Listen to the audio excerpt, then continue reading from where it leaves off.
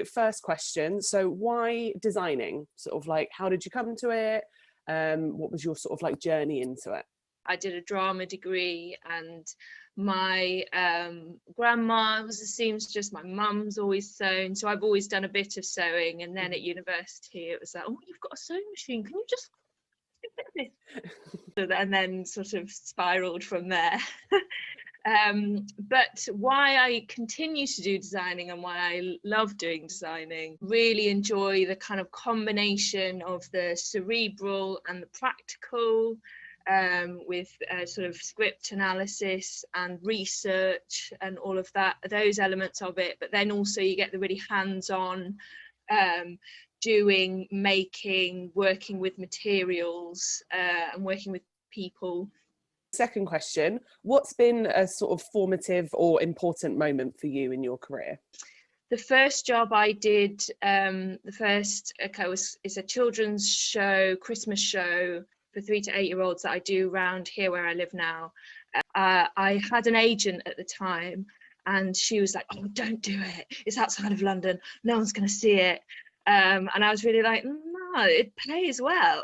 This is the job I want to do, and it looks fun, and it's interactive and promenade and all of the things I love doing.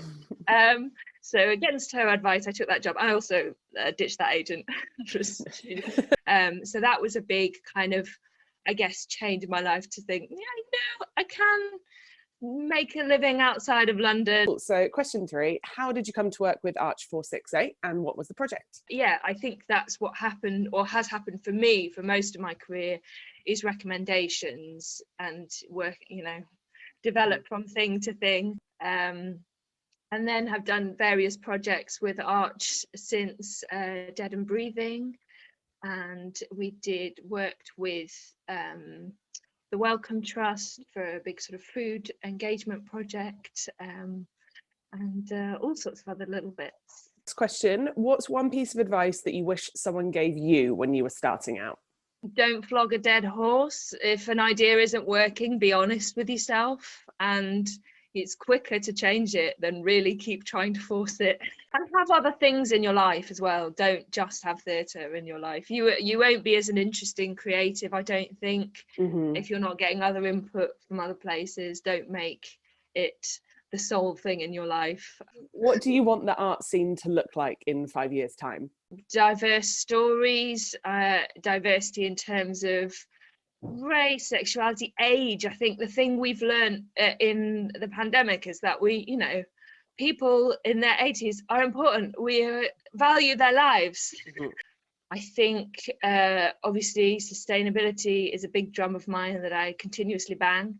And I think we need to work out how to share resources better, be more open with each other, be more open in general, less London centricity. Yes. As we said earlier. So last question, what are you working on at the moment? At the moment, I'm currently working on several shows around here in the Medway, the Christmas show and a promenade show, which will involve professional actors and different community groups, all about the history of protest in the area, and then working up to a big spectacular in February at Rochester Castle. That's great, Sarah. Thank you so much.